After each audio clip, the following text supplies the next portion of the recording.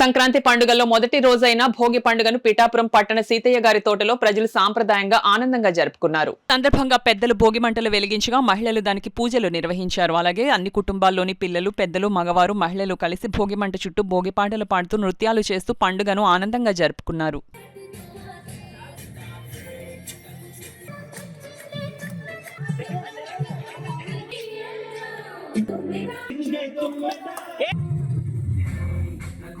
వీధి వాళ్ళందరూ కలిసి సంక్రాంతి శుభాకాంక్షలు ప్రతి సంవత్సరం చేసుకుంటున్నాము.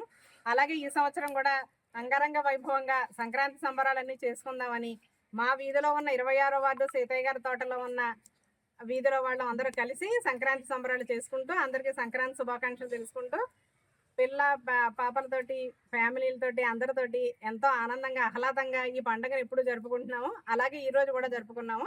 అందరికీ మరొకసారి సంక్రాంతి శుభాకాంక్షలు. ఈ అవకాశం ఇచ్చిన మీరందరికీ కూడా కృతజ్ఞతలు.